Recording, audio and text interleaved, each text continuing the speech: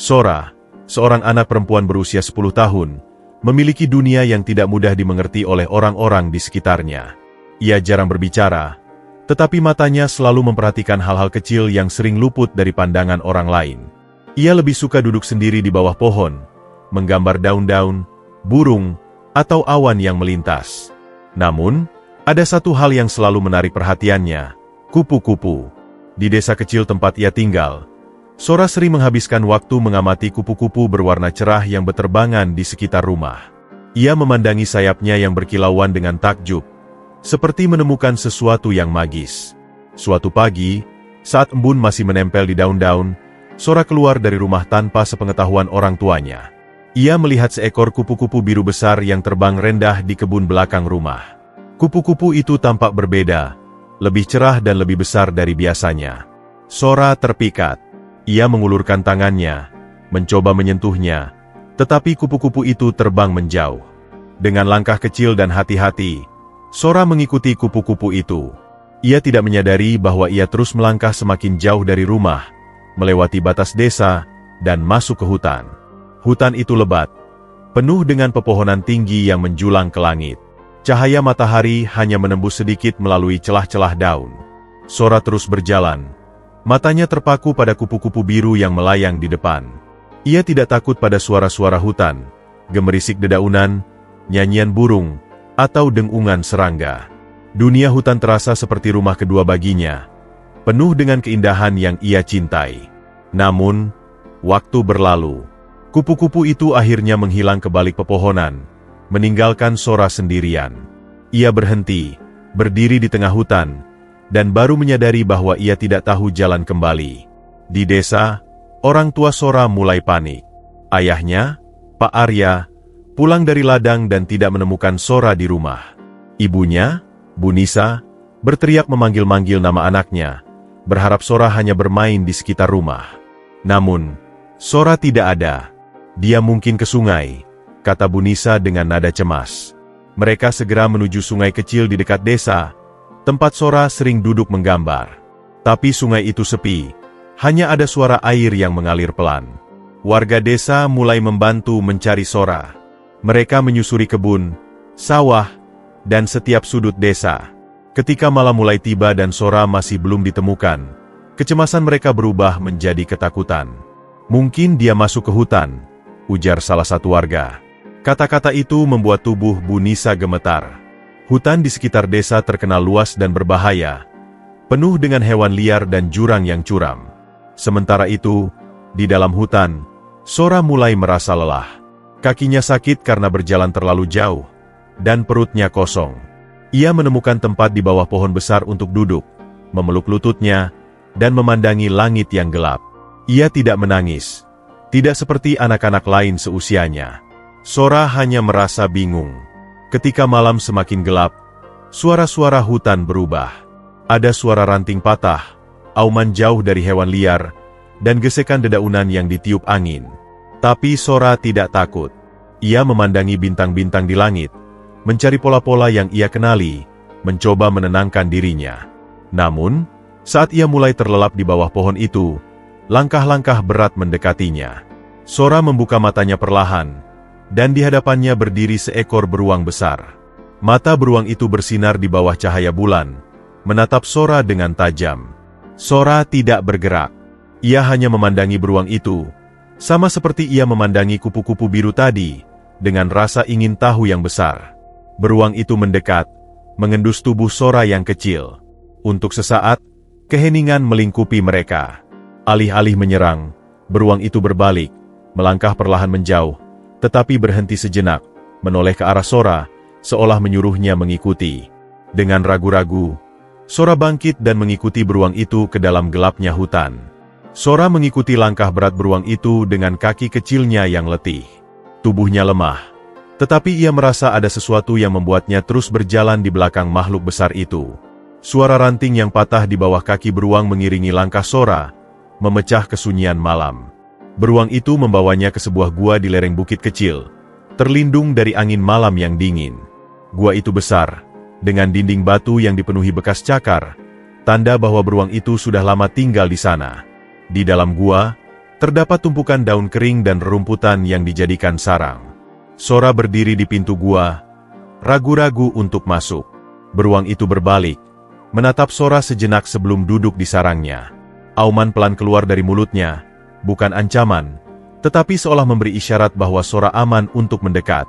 Dengan langkah kecil, Sora akhirnya masuk ke dalam gua. Udara di dalamnya hangat, jauh berbeda dari dinginnya malam di luar. Ia duduk di dekat dinding gua, menyandarkan tubuhnya yang lelah. Beruang itu tidak lagi memperhatikan Sora. Ia hanya mengendus-endus udara, memeriksa suara di sekitar gua, memastikan tidak ada bahaya. Malam itu, Sora terbangun karena mendengar suara gemerisik. Beruang itu berdiri di mulut gua, menghadap keluar, tubuhnya tegang. Dari dalam gelap, terdengar suara lolongan serigala. Sora melihat tubuh beruang itu bergerak pelan, bersiap menghadapi ancaman. Sora merasa takut, tetapi ia tidak menangis atau berteriak. Ia hanya duduk diam, memeluk lututnya, dan memperhatikan apa yang terjadi. Tak lama kemudian, suara serigala semakin menjauh. Beruang itu kembali ke dalam gua, mendekati Sora. Ia berbaring di samping anak kecil itu, melingkarkan tubuhnya yang besar untuk melindunginya dari dingin. Sora memandangi bulu beruang yang hitam dan tebal. Perlahan, ia mengulurkan tangannya, menyentuh bulu tersebut. Beruang itu tidak bergerak, membiarkan Sora menyentuhnya. Ada rasa hangat dan aman yang belum pernah Sora rasakan sebelumnya. Keesokan harinya, sinar matahari masuk ke dalam gua, membangunkan Sora. Beruang itu sudah tidak ada di dalam, tetapi suara langkahnya terdengar dari luar.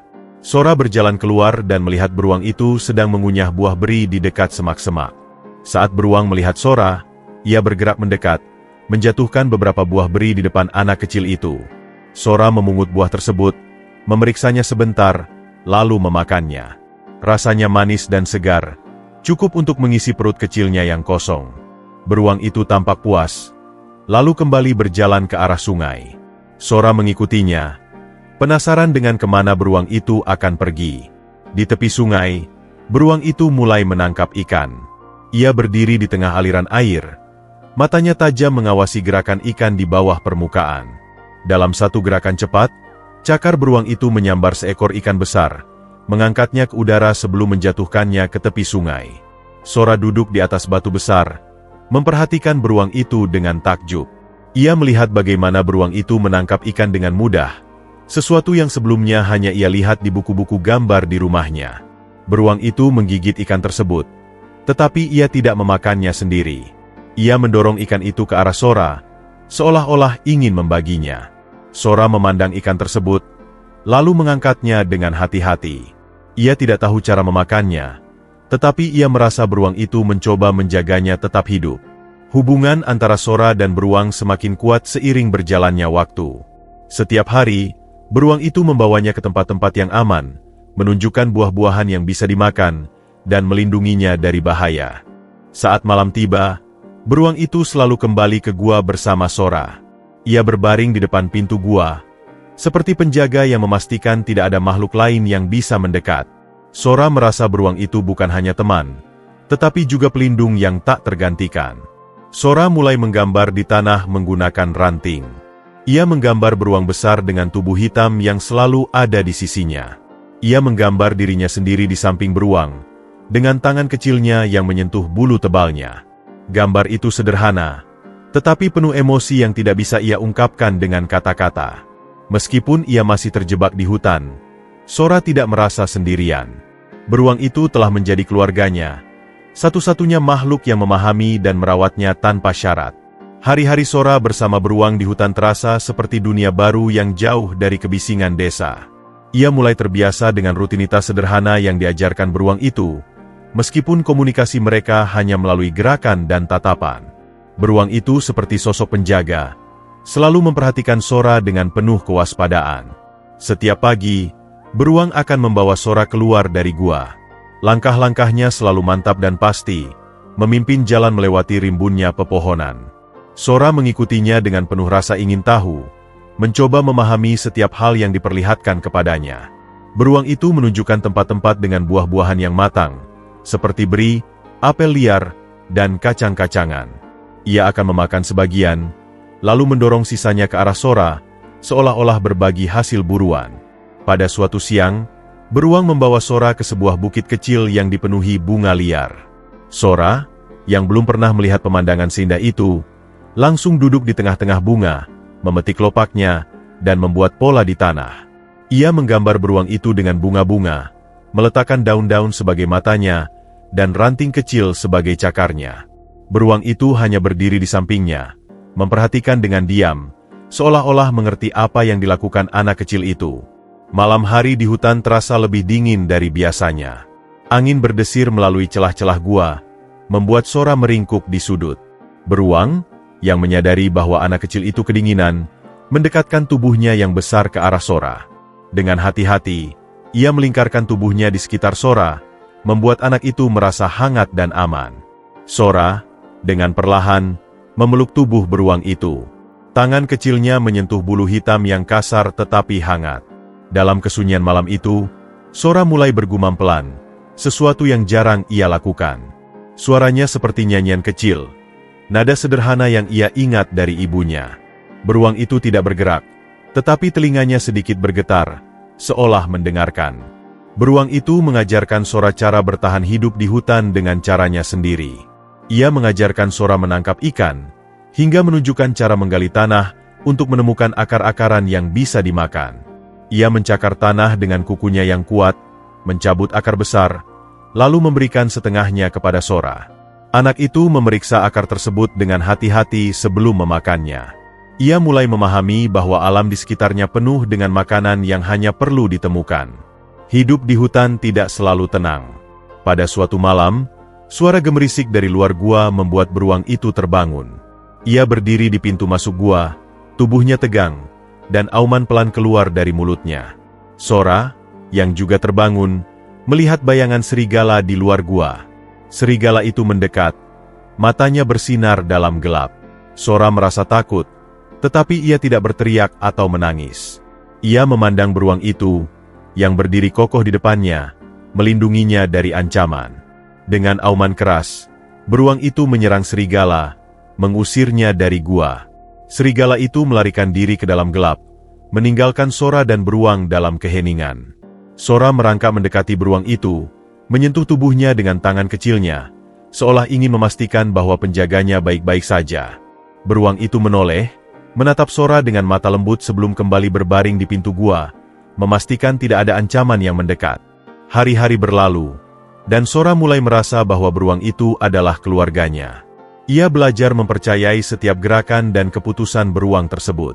Jika beruang berhenti, Sora juga berhenti. Jika beruang bergerak cepat, Sora tahu ada bahaya di dekat mereka.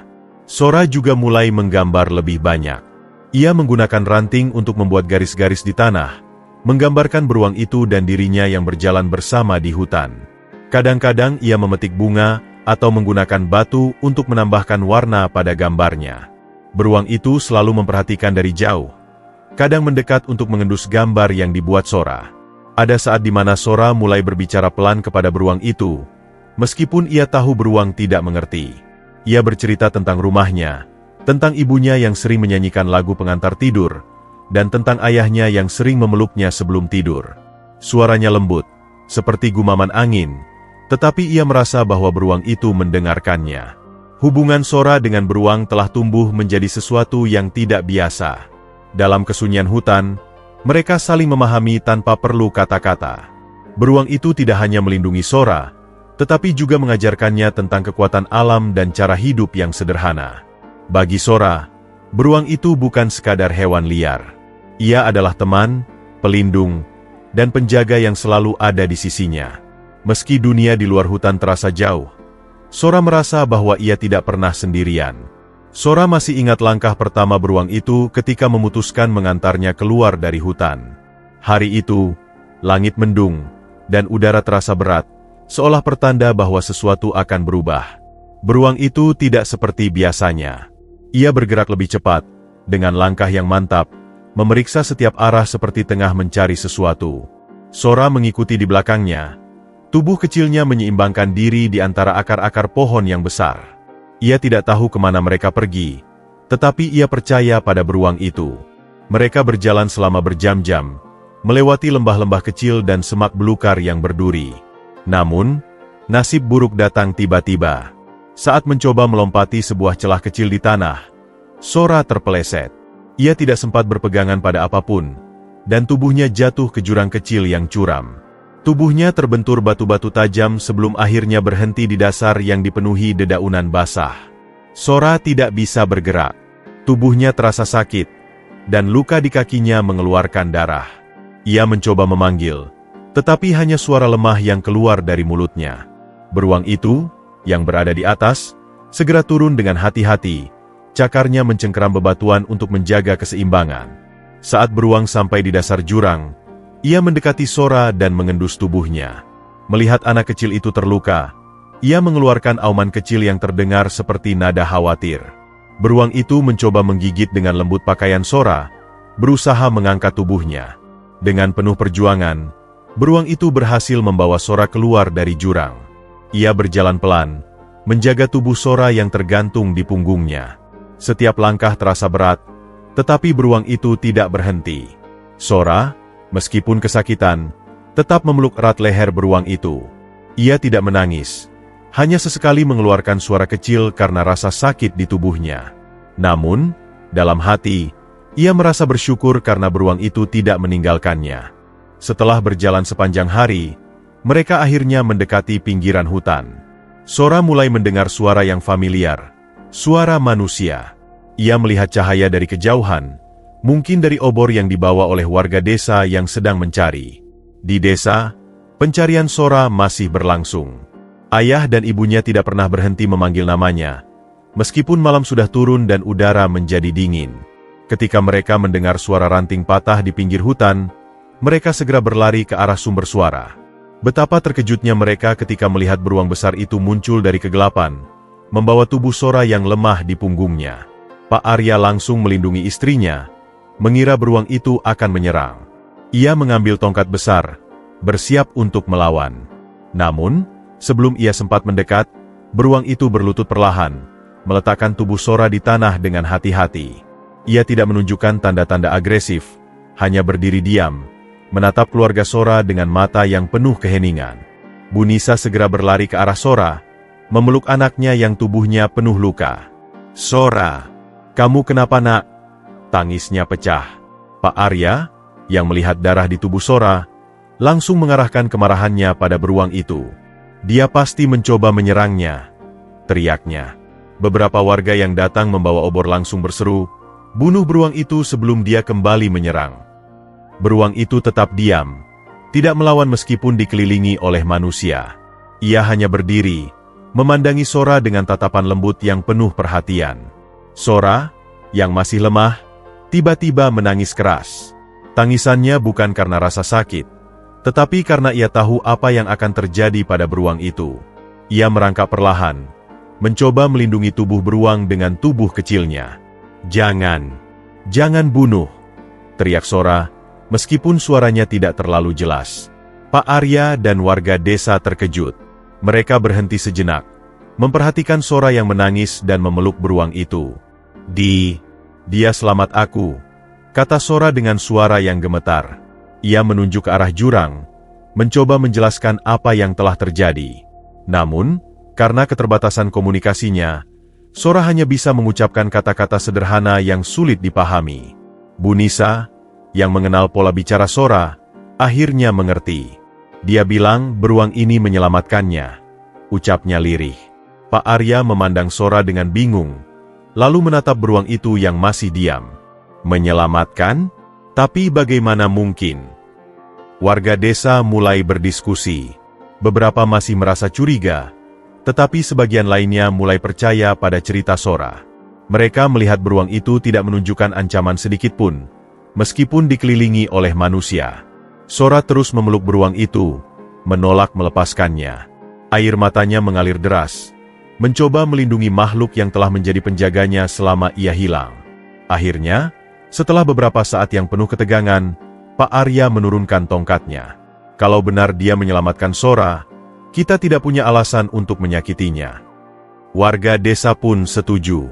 Mereka perlahan mundur, memberikan ruang bagi beruang itu untuk pergi. Beruang itu memandang Sora sekali lagi sebelum berbalik dan berjalan kembali ke dalam hutan. Sora menatap kepergiannya dengan air mata yang masih mengalir, tetapi ia tahu bahwa beruang itu akan selalu menjadi bagian penting dari hidupnya. Setelah kejadian itu, warga desa mulai memahami bahwa hutan bukanlah tempat yang hanya penuh dengan bahaya. Mereka menyadari bahwa ada keajaiban dan kebaikan di dalamnya. Sora sering menggambar beruang itu, menceritakan kisahnya kepada siapapun yang mau mendengarkan. Hidup Sora berubah setelah kembali ke desa. Orang tuanya menjadi lebih perhatian padanya, mencoba memahami dunia yang selama ini sulit mereka mengerti. Meskipun beruang itu tidak pernah kembali, Sora tahu bahwa ia selalu ada di sana, di dalam hutan, menjaga alam dengan cara yang hanya bisa ia lakukan. Kehidupan di desa kembali normal setelah Sora kembali. Namun, sesuatu telah berubah. Bukan hanya bagi Sora tetapi juga bagi keluarganya dan warga desa. Keberadaan beruang yang menyelamatkan Sora meninggalkan jejak mendalam di hati mereka. Setelah kejadian itu, Sora sering duduk di halaman rumahnya, menghadap ke arah hutan. Dengan tangannya yang kecil, ia menggambar di tanah menggunakan ranting. Gambar-gambar itu selalu menceritakan satu hal, seekor beruang besar yang melindungi seorang anak kecil. Sora tidak pernah berhenti menggambar beruang itu, seolah-olah ingin memastikan bahwa kenangannya tidak akan hilang. Pak Arya dan Bu Nisa memperhatikan perubahan pada Sora. Anak mereka yang sebelumnya jarang berkomunikasi sekarang mulai menunjukkan emosinya dengan cara yang sederhana, melalui gambar dan ekspresi. Mereka juga mulai memahami bahwa dunia Sora adalah dunia yang penuh dengan simbol dan makna, sesuatu yang sebelumnya sulit mereka pahami. Desa kecil tempat Sora tinggal kini memiliki pandangan yang berbeda tentang hutan. Jika sebelumnya mereka hanya melihat hutan sebagai tempat berbahaya yang harus dihindari, kini mereka menyadari bahwa hutan juga memiliki kehidupan yang harus dihormati. Beberapa warga yang sebelumnya ingin memburu beruang itu sekarang memilih untuk menjaga jarak dari hutan. Mereka tidak ingin mengusik kehidupan di dalamnya. Pak Arya bahkan mengajak beberapa warga desa untuk menanam kembali pohon-pohon di pinggir hutan, sebagai tanda terima kasih atas apa yang dilakukan oleh beruang itu. Di sisi lain, Sora masih merindukan beruang itu. Setiap pagi, ia berdiri di tepi desa, memandangi pepohonan yang menjulang tinggi, berharap bisa melihat sekilas sosok besar yang telah menjadi bagian dari hidupnya. Namun, beruang itu tidak pernah muncul. Suatu hari, ketika Sora sedang bermain di dekat tepi hutan, ia menemukan jejak kaki besar di tanah. Ia berhenti sejenak, mengamati jejak itu dengan penuh perhatian. Jejak itu baru, dan hanya ada satu makhluk yang bisa meninggalkan tanda sebesar itu. Sora tersenyum kecil, lalu mulai mengikuti jejak tersebut. Ia tidak merasa takut, meskipun langkahnya semakin mendekati batas hutan. Ia merasa yakin bahwa beruang itu ada di dekatnya. Pak Arya, yang memperhatikan Sora dari kejauhan, segera menyusulnya. "Sora, kamu mau kemana?" tanyanya dengan nada khawatir. Sora menunjuk jejak di tanah, lalu memandang ayahnya dengan ekspresi yang sulit dijelaskan. "Dia di sana," ucapnya pelan, sambil menunjuk ke arah hutan. Pak Arya melihat jejak itu, lalu menghela napas. Meskipun ia masih merasa cemas, ia memutuskan untuk percaya pada insting Sora. "Baiklah, tapi kita tidak akan terlalu jauh masuk," katanya. Mereka mengikuti jejak itu bersama-sama, hingga tiba di sebuah bukit kecil yang dipenuhi rerumputan liar. Dari kejauhan, Sora melihat sesuatu yang membuat matanya berbinar. Di balik semak-semak, beruang itu berdiri, memandang ke arah mereka dengan tenang. Tubuhnya masih sebesar yang Sora ingat, dengan bulu hitam yang tampak berkilau di bawah sinar matahari. Beruang itu tidak bergerak, tetapi matanya yang penuh kelembutan langsung bertemu dengan tatapan Sora. Sora berlari kecil mendekatinya, tetapi Pak Arya segera menarik tangannya. "Hati-hati Sora," katanya. Namun, beruang itu tetap diam, tidak menunjukkan tanda-tanda ancaman. Dengan hati-hati, Sora mendekat sedikit lagi, lalu duduk di tanah. Ia tidak mencoba menyentuh beruang itu, tetapi hanya memandangnya dengan senyuman kecil. Beruang itu mengendus-endus udara, lalu perlahan duduk, menatap balik ke arah Sora. Pak Arya memperhatikan momen itu dengan hati yang campur aduk. Ia tidak pernah mengira bahwa seekor beruang liar bisa memiliki hubungan seperti ini dengan anaknya. Setelah beberapa saat, Beruang itu berdiri lagi, berbalik, dan berjalan perlahan ke dalam hutan. Sora tidak mengejarnya, tetapi ia tetap memandangnya sampai sosok besar itu menghilang di balik pepohonan. Pak Arya meletakkan tangannya di pundak Sora. Dia sudah kembali ke rumahnya, katanya lembut. Sora mengangguk pelan. Meskipun ia merasa sedih karena beruang itu pergi, ia juga merasa bahagia karena bisa melihatnya lagi. Ia tahu bahwa beruang itu tidak akan pernah benar-benar hilang dari hidupnya. Setelah kejadian itu, Sora semakin sering menggambar beruang di tanah dan di kertas. Gambar-gambarnya menjadi cerita yang ia bagikan kepada warga desa, terutama anak-anak. Ia menceritakan bagaimana beruang itu menyelamatkannya, merawatnya, dan melindunginya di tengah hutan. Warga desa yang mendengar cerita itu mulai memahami betapa berharganya hubungan antara manusia dan alam. Mereka mulai menjaga hutan dengan lebih baik, memastikan bahwa kehidupan di dalamnya tetap aman dan seimbang. Pak Arya dan Bu Nisa juga semakin memahami dunia Sora. Mereka mulai berbicara dengannya dengan cara yang sederhana, memberikan waktu dan ruang bagi Sora untuk mengekspresikan dirinya. Keluarga itu menjadi lebih dekat, dengan cinta yang tumbuh dari pengalaman mereka yang penuh makna. Meskipun Sora tidak pernah bertemu lagi dengan beruang itu, ia tahu bahwa mereka akan selalu terhubung.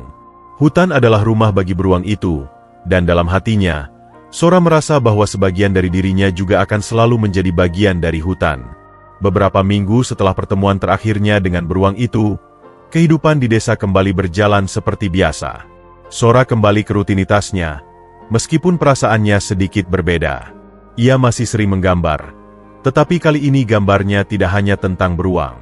Sora mulai menggambar pemandangan alam yang ia lihat selama di hutan. Pohon-pohon besar, sungai yang berkelok, dan bukit-bukit yang dipenuhi bunga liar. Setiap gambar memiliki cerita, dan setiap cerita terasa seperti bagian dari dirinya yang tidak pernah bisa terpisahkan dari hutan.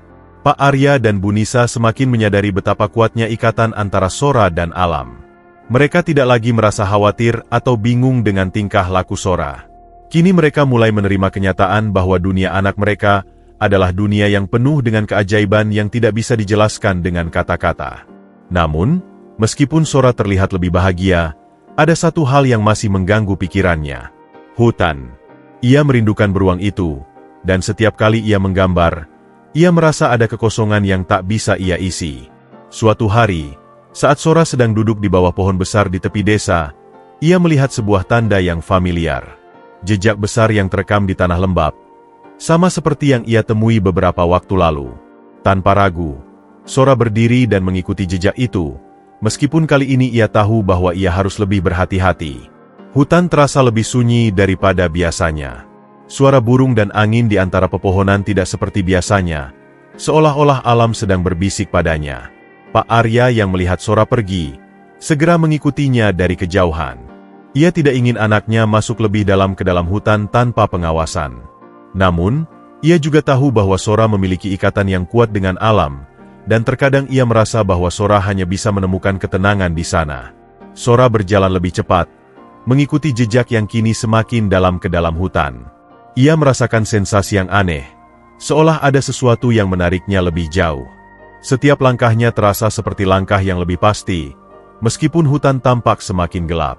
Setelah beberapa waktu berjalan, Sora akhirnya sampai di sebuah lembah kecil. Di sana, di balik semak belukar, ia melihat sesuatu yang membuat hatinya berdebar. Beruang itu. Sosok besar itu berdiri di tengah lembah. Tatapannya tidak langsung mengarah ke Sora, tetapi Sora merasa beruang itu tahu ia datang. Sora mendekat dengan hati-hati, dan beruang itu berbalik, seolah menunggu kedatangannya. Ia tidak tampak terkejut atau takut, justru ada kedamaian di matanya. Perlahan, Sora duduk di tanah dan mulai menggambar di tanah, seperti yang ia lakukan dulu. Ia menggambar beruang itu, kali ini dengan lebih detail, menggambarkan bulu hitamnya yang lebat, matanya yang penuh kebijaksanaan, dan tubuhnya yang besar dan kuat. Beruang itu mendekat dengan pelan, mengendus gambar Sora dengan lembut. Ia duduk di sampingnya, menjaga jarak, tetapi dengan kehadiran yang penuh perhatian. Sora merasa bahwa ini adalah pertemuan yang sangat spesial, seperti pertemuan antara dua jiwa yang telah saling mengenal meskipun tidak saling berbicara. Pak Arya yang berada tidak jauh di belakang Sora, merasa khawatir melihat anaknya begitu jauh ke dalam hutan.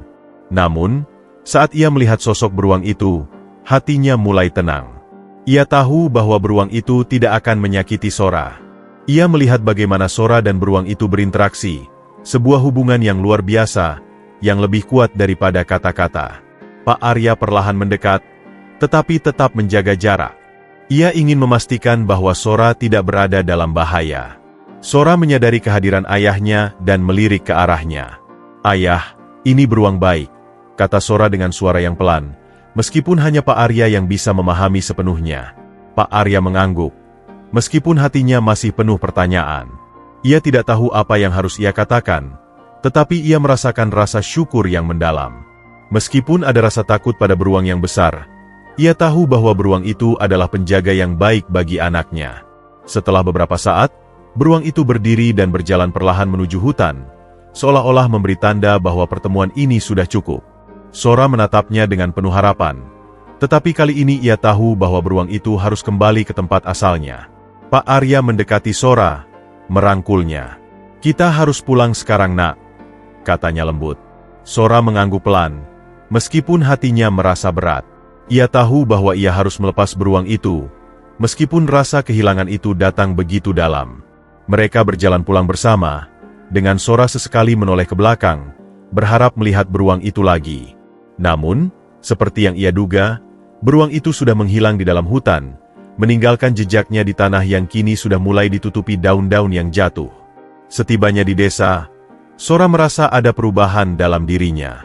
Hutan telah memberinya lebih banyak dari yang bisa ia ungkapkan. Ia tahu bahwa beruang itu adalah bagian dari hidupnya, dan meskipun mereka tidak selalu bersama, ia merasa bahwa mereka selalu terhubung melalui hati. Desa itu pun berubah. Warga mulai memahami bahwa hidup di dunia ini bukan hanya tentang manusia, tetapi juga tentang menjaga keseimbangan dengan alam. Mereka belajar untuk hidup berdampingan dengan hutan, menghormati makhluk-makhluk yang ada di dalamnya, termasuk beruang yang telah melindungi Sora. Bagi Sora, hutan dan beruang itu akan selalu ada di dalam hatinya. Setiap langkahnya, setiap gambar yang ia buat, adalah cara untuk menjaga agar ikatan itu tetap hidup. Sora tahu bahwa meskipun beruang itu tidak selalu ada di sisinya, ia akan selalu membawa kedamaian dan keberanian yang beruang itu ajarkan, untuk melindungi dan mencintai alam yang ada di sekitarnya.